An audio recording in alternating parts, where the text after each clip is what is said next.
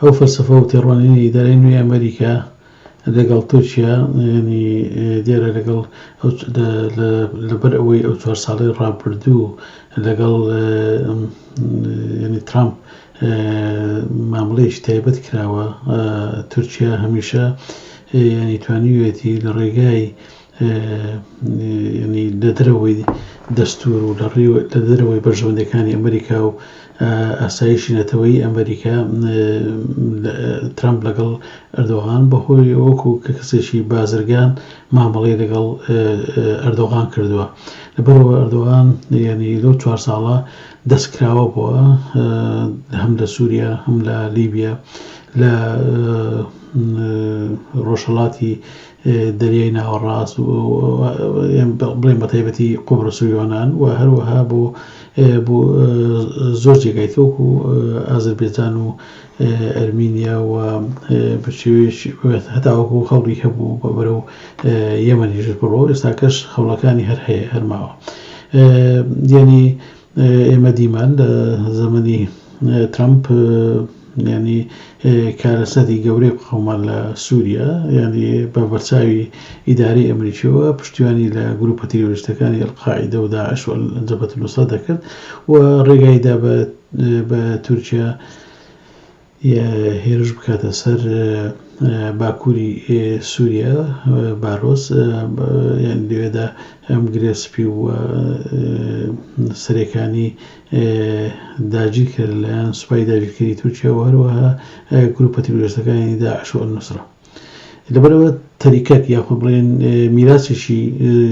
کێشەی زۆر گەورەی بۆ بەجێماوە بایدن لەو ئیدارە بۆیە مامەڵەکردنی بایدن لەگەڵ تورکیا دەبێت جیاواز بێت، دەبێت ئەو میراسە خراپە ینی کە کاریگەری نەرێنی هەیە لەسەر بەرژەوەندەکانی ئەمریکا ینی چارەسەری بکە، ینی شەڕێکە و دەبێت بیکە هەم لە ڕووی دیپلۆماسی هەم لە ڕووی ینی ئابووری. زیاتر شەڕەکە شەڕی دیپلۆماسی شەڕی سیاسی و ئابووری دەبیتن، یعنی پێمان لێ بگاتە شەڕی سەربازی. بۆیە ینی فەلسەفەی و تێڕوانی نوێی ئەمریکا زۆر جیاواز دەبیتن لەگەڵ ئەوەی پێشەخۆی. ئەویش لەبەرەوەی بەرژەوەندی ئەمریکا لەژێر مەترسیدا بەهۆی ینی مەترسیەکانی بەرژەوەندەکانی ئەمریکا و هەروەها ئەو مەترسیان دەکەوتە سەر ئاسایشی نەتەوەیی ئەمریکا. بۆیە ینی گۆڕان بەسەر سیاسەتی ئەمریکا دێت و بەرامبەر تورکیا و ینی ئەو پشتیوانیە کە پێشتر ترامپ وەکو بازرگانێک لەگەڵ ئەردۆغانی دەکرد ینی شتەکە لە دەرەوەی وەکو پێشتر باسمان کرد بەرژەوەندەکانی ئەمریکا بوو. پشتیوانی لە ئۆپراسیۆنەکە دەرەجەکان دەکاتن لە عێراق و لە سووریا ئەم پێم وانییە بیکاتن، چونکە دوو ئەجندای جیاوازە، ینی تورکیا لەگەڵ ئەمریکا دوو بەرژەوەندی جیاوازە و تا ڕادەیەکی زۆریش ناکۆکە. ینی لەبەرەوە تورکیا وەکو زۆر جار باسمان کردووە تورکیا ئەجندای هەیە لە داگیرکردن و میساقی ملی و وەکو ئەردۆغان باوەڕی بە داگیرکاری هەیە، دەیەوێتن ینی پەلبایەتن لە ڕێگای گروپە تیرۆریستەکان و وەکو جەبهەت النوسرە و ئەلقاعیدە و داعش و گروپەکانی دیکە و لە باشووری کوردستانیشدا لە ڕێگای پارتی وەکو چەتە دەیەوێتن پەلبایەتن و ینی ئەو ئەجندایی باتە پێشێ. ئەو ئەجندایش ناکۆکە لەگەڵ چۆن بینیمان لە گاڵتەجاری و ڕیفراندۆم کە ئەسڵن گاڵتەجاری و ڕیفراندۆم بەشێک بوو لە پیلانی دەوڵەتی تورکیا بۆ داگیرکاری بۆ بە قوبرسکردنی ئەوەش نایاشاردەوە چەندەها دیمانە و چەندەها ینی گۆتەی ڕاوێژکارەکانی سەرۆکی تورکیا و ئەردۆغانەوە بخۆ خودی ئەردۆغانیش ینی هەموو جارێ باسی دەکرد کە ڕوبەری تورکیا ئەو 850,000 کیلۆمەتر دووجایانێ بەڵگو زۆرەوە گەورتە تورکیا ئێمە تورکایەکی گەورترمان دەوێ و ینی ولا يزال يعني ئەم ئەجندایە ینی هەیە بۆیە کاتێک ئەمریکا زانی گاڵتەجاری ڕیفراندۆم بریتە لە داگیرکاری لە دژی وەستاوە و بە هەمان شێوە لە سووریاش لەبەر ئەوەشە ینی پێم وایە ینی لەبەر ئەوەی بەرژەوەندەکانی ناکۆکە دەکەونە بەرامبەریەک و پێم وانییە پشتیوانی بکاتن ئیدارەی نوێی ئەمریکا ینی عێراق و تورکیا بە دوو ئەوە جیاواز تەماشا دەکاتن دوو ستاتوی جیاواز تورکیا وەکو پێشتر باسمان کردە وەڵامی پرسیاری سێم ناکۆکە بەرژەوەندەکانی لەگەڵ ئەمریکا چکە دەوێت داگیرکاری بکاتن ئەوەش دژی بەرژەوەندەکانی ئەمریکایە یاخود بەمانایشکە دژی ئاسایشی نەتەوەی ئەمریکایە بۆیە ینی هیچ پشتیوانیەک نابێتن لەلایەن ئەمریکاەوە گۆڕانیش دەبێت لەو سیاسەتەی کە پێشتر ترەمپ بەڕێوەی دەبێت هەرچی عێراق جیاوازە عێراق لەبەر ئەوەی بۆ خۆی ینی عێراق سەردەستی ئەمریکا سیستەمەکە گۆڕاوە و ئەوان ویستیان دیموکراتیت بهێنن وەکو بۆ خۆیان دەڵێن بەڵام سەرکەوتوو نەبوون بە حکمیەوەی ئەو تەدەخولاتی ئیران و تورکیا بە شێوەیەکی مکەسف ئەوە وای کرد کە ینی بە هیچ شێوەیەک ینی ئەو پلانەی ئەمریکا سەر نەگرێتن و نەکەرەوەندە کەسەری نەگرێت بەڵکو ینی بە شکاوی بە شکستی گەورەوە لە کۆتایی 2011 عێراقی بەجێهێشت و ناوچەکەی و عێراق و هەروە سووریاشی تووشی کارەساتی گەورە کرد بە دروستبوونی داعش و زیاتر هەردوو دەوڵەتی ئیسلامی سیاسی ئێران و تورکیا دەستواڵاتر بوون بۆ ئەوەی کە ینی زیاتر تەڕاتێ بکەن ناوچەکە و داگیرکاری بکەن تاکە هێزێک بەرامبەریانەوە وەستا دیارە تەنها گەریلا و شەروانە بوو یعنیەوە پێشەوەی ئەمریکا بەرامبەر ئەو هەردوو ئەجندایە بۆستەوە گەریلا و شەروانان بەرامبەر ئەو ئەجندایە وەستانەوە قوربانی زۆریدا وەتوانیشی لە حەدەکی باش ڕابگری تاوەکو ئەمریکا بە ناچاری ینی پشتیوانی لە شەروانان کرد و تا حەدەکی زۆری پشتیوانی لە گەریلا کرد لە شەنگال و لە کەرکووک بۆ ئەوەی کە ینی ئەو ئەجندای ئێران و تورکیا ڕابگریتن ئیدارە چی بۆ کوردەکە بە تایبەتی کۆمەڵێک کەس پۆستە پێدرایە کە بە دۆستی کورد هەژمار دەکرێن لێرە ئێمە یەک ڕاستی هەمیشە دەبێت دووبارە بکەینەوە ئەویش ئەوەیە کە کورد بۆ خۆی چییە ینی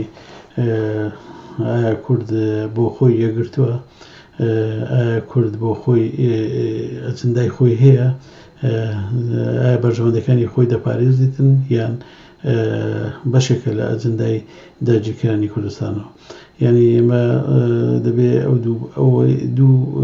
ئەجندای جێ بکەینەوە ئەجندایەکە کە پارتی وەکو چەتە مرتەزەقا ینی بۆتە بەشێک لە دەستگای شەڕی تایبەت و هەروەها بەشێکی لە منزومەی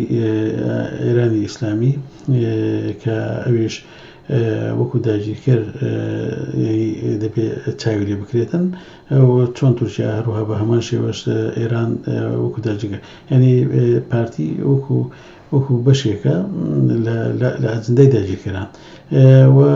ئەوەی کە لە دەرەوەی ئەجندای داگیرکردنەوە و بەرژەوەندی کورد دەپارێزی و وەکو لە وەڵامی پرسیاری کۆتایی وەڵامی پرسیاری چوارەم باسمان کرد کورد بوو بەرامبەر هەردوو ئەجندای دەوڵەتی ئێران و تورکیا وەستاوە و حتا حەدەکی زۆریش توانی لە سووری خۆی ڕابگری دوای ئەمریکا دەخۆری کرد ئەمریکا لەو خاڵەدا ینی ئیداری تازە تەنانەت ئیدارەی ڕابردووش هەستی بۆ کردو بەڵام لەبەرەوەی بەرژەوەندەکانی ترامپ وەکو بازرگانێک لەگەڵ ئەردۆغان ینی زۆر بوو لەبەرەوە ینی دەکرێت بڵێن ینی ئەمریکا نەیتوانی بەرژەوەندەکانی خۆی بپارێزی لەژێر کەسایی حکمی ترامپ بەڵام لەو ئیدارەدا ینی ئەگەر حساب بۆ بەژەوەندەکانی ئەمریکا بکە و یاخود ئاسایشی نەتەوەی ئەمریکا بپارێزێتن لە دژی هەردوو دەوڵەتی ئیسلامی سیاسی کە یەکیان ئیخوان و تۆرانی ئەوی دیکەش ویلایەتی فەقیه ئەوە ئەو وەختەی ینی بەبێ ئەوەی ئیتفاقێکی مۆزبەقە بیتن حرەکەتی ئازادیخوازی گەلی کورد لەگەڵ بەژەوەندەکانی ئەمریکا تێک دەکاتەوە چونکە دژمنی مشتەرەکیان دەبیتن لەو کاتەدا ینی ڕۆڵی ئەو کەسانە کە پێشتر ینی مامەڵەیان لەگەڵ کورد کردووە لەگەڵ کوردی بەناموس کردووە ینی ئەوان دەزانن خاڵی هێزی کورد لەکوێدا هەیە و لە چ جوگرافیەک و لە چه حرەکەکدایە لەبەرەوە دەزانن چۆن مامەڵە بکەن لەگەڵ کورد پێم وایە دەبنە پشتیوانی ئەگەر بیانەوێ بەژەوەندەکانی ئەمریکا لە ناوچەکە بپارێزن تاکە دۆستێکیان مابێ لە سووریا و عێراق و بریتە تەنها لە شەربانان و هەروەها گەریلا هەرچەندە ینی پەکەکە لە ڕووی سیاسی و نەک یاسایی چکە یاسایی ئەو محکەمەی بەلچیکە بە ئاشکرا لە 14 جانیوەری 2020 پەکەکەی وەکو تیرۆریزم ناناسێ و وەکو هێزێکی سیاسی دەبینێ لەبەرەوە دەکرێت ینی لە ڕووی یاساییەوە پەکەکە وەکو هێزێکی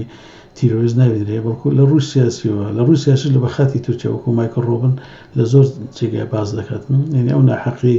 کە بەرامبەر پەکەکە کراوە کە لە چاوی تورکیا تەماشای پەکەکە دەکرا بۆ بەژەوەندەکانی خۆیان ئەمریکا وەکو لە حلفی ناتۆ پەکەکەیان خستە لیستی تیرۆری ئەگەر نا پەکەکە ڕۆژێک لە ڕۆژان بەژەوەندی ئەمریکای نەخستۆتە خەتەرەوە لەبەرەوە ینی ئەگەر بیاوێتن ئیداری نوێ بێ کاریگەری هەبێتن وە کاریگەری تورکیا و ئێران کەم کاتەوە دەبێ فشارێکی یەکجار زۆر لە تورکیا بکە بۆ مەسەلەی دانوستاندن و بەڕێوەچوونی پرۆسەی ئاشتی ئەوە پرۆسەی ئاشتیش ینی تەمان بەیەکلانە ناکرێ دەیان جارە پەکەکە ینی پرۆژەی ئاشتی خسۆتە پێشێ و ئاگربەستی ڕاگەیاندەوە بەڵام تورکیا قبول ناکات بەرەوە دەبی ئەمریکا تورکیا ناچار کاتن بە دانیشتن و دانوستاندن و پشتیوانی لە ئەو هێزە مەدەنیەی ناو تورکیا بکە کە بریتە لە هەدەپە هەروەکو یەکەم ئاماژەی ئیدارەی نوێ بایدن ئەوەیە کە لە ڕێگای گۆتەبێژی وەزارەتی دەرەوەی ئەمریکا کە لە نامەیەکدا بۆ وێبسایتی ئەحوالی تورکی ناردووە دەڵێ ئێمە تورکیامان ئاگادار کردووە کە فەورەن دەبێ دەمیرتاژ ئازاد بکەن دەمیرتاژ ئازادکردنی دەمیرتاژ ینی دەرگایەکی نوێ دەکاتەوە لە بەردەم ئەمریکا بۆ ئەوەی وەکو مخاتیب بتوانێتن بەردەوام بیتن بۆ دانوستاندن و چارەسەرکردنی کێشەی کورد لە باکووری کوردستان ئەگەر ئەوە بکرێت ڕۆڵی تورکیا نابینەوە تورکیاش بەرەو ئاشتی و دیموکراسی دەڕوا ئەستان بوونی ئەردۆغان وەکو ئەجەندەی ئیخوانی داگیرکاری دەوری نامێنێ و لەو ئاشتیێشدا دیارە نابێتە ئاستەنگ لە بەردەم بەژەوەندەکانی ئەمریکا یعنی ئەمریکا بۆ بەژەوەندی خۆی پێویستە فشار بخاتە سەر دەوڵەتی تورکیا بۆ مەسەلەی چارەسەری ڕیشەیی کێشەی کورد و سەپاندنی ئاشتی لە نێوان تورک کە سیاسەتی توانەوە و سیاسەتی کۆمەڵکوژی بەرامبەر بە کورد بەڕێوە دەبا و هەروەها لەگەڵ پەکەکە کە ینی چەندین جارەوەکو پێش و باسمان کرد داوای ئاگربەستی کردیەوە دەیەوێتن ئاشتی بەرقەرار بێتن و بەرامبەر ڕۆژاواش ئەگەر بێنە سەر ڕۆژاوا لەبەرەوەی ئێستاکە دەورە دراوە بە دوژمن گەلێکی لە دەوردایە لەلایەک ڕژێمی ئەسەد کە ئێستا هەماهەنگە و هاوپەیمانی تورکیا و ئەردۆغانە و لە عینی کاتیش رووسیا ینی ئەو بینەی چاکردینەت دیارە و ئێرانیش بە هەمان شێوە لەولایەش چەتەکانی پارتی و هەروەها ینی داعش لە گروپە تیرۆریستەکان و جەبهەت النوسرە. لەبەرەوە ئەمریکا ئەگەر بیەوێتن دەتوانیتن تورکیا پاشەکشی پێ بکە لەو شوێنانەی کە داگیری کردووە بە تایبەتی لە عەفرین و لە منتیقەی گرێسپی و سەرێکانی و ڕۆڵی تورکیا و ئێران لە سووریا کەم بکاتەوە و وەکو مایکل ڕۆبنیش باز دەکاتن لە دوایین وتاریدا باز لەوە دەکاتن کە تەحەدیەکانی ئەمریکا بریتیە لە رووسیا و کۆریای باکوور و هەروە ئێران و دیارە پێش هەموو ئەوانەش تورکیایە و ینی رووسیا تەحەدیەکی یەکەمە بە دەرەجە یەکەمە. ئەمەش رووسیا بوونی هەیە لە سووریا و هەروەها کێشە بۆ قەسەدە و ئیدارەی خۆسەری بارۆس دروست دەکاتن بۆ پێویست دەکە فشاری هێتا ئەو پەڕی لەسەر رووسیا دروست کاتن کە پاشەکشە بکاتن و ینی ئەوەندە فشار نەکاتە سەر قەسەدە و ئیداری خۆسەری بارۆس. لەبەرەوە ئەمریکا پێشتر لە زەمەنی ئۆباما و ئیتفاقی جۆن کێری لەگەڵ لاڤرۆف ئەوە تا حەدێک ینی رووسیای بێکاریگەر کردبوو دەبێ بە هەمان شێوە فشاری زیاتر دروستکاتن جارە ئیتفاقێکی تازە دروست بکاتن کە ناوچەی ڕۆژهەڵاتی فرات و هەروە عەفرین ئەو ناوچانە بەجێبێلی و زەخت بکاتن کە تورکیاش لەو ناوچانەی کە داگیری کردەوە چۆڵی بکاتن. لەبەرەوە بە تایبەتی ئەو کەسانەی کە ئێستا کە بەرپرسی مەلەفی ڕۆژهەڵاتی ناوەڕاست و باکووری ئەفریقا ماکۆرکە کە کەسێکە کەسێکی واقعبینە و لە پێناو بەشەوەندەکانی ئەمریکا ئەو باش دەزانێتن کە شەروانانی ئازادی لە بارۆس ئەوانە دەتوانن ینی هەم بەشەوەندەکانی خۆیان وەکو گەلی کورد و گەلانی ناوچەکە بپارێزن و هەمیش دەتوانن هەماهەنگ بوون لەگەڵ سیاسەتەکانی ئەمریکا لە ناوچەکە و لەبەرەوە ئەوانە کاریگەری خۆیان هەیە و پێم وایە کاریگەری ئەرێنی دەبیتن و بەجیالەوەی کەەوە جێمە جێفری وەختی خۆی کە ڕوڵێکی نەرێنی هەبوو وەکو کەسێکی مرتەزەقە و بەرتیلخۆر بوو ئەوە کاریگەری خراپی هەبوو. هەر ئەوەش بوو وای کرد کە تورکیا خەڵات بکرێ و ڕێگای بدرێ و گڵۆپی سەوزی بۆ پێ بکرێ بۆەوەی کە گرێسپی و سەرێکانی داگیر بکاتن.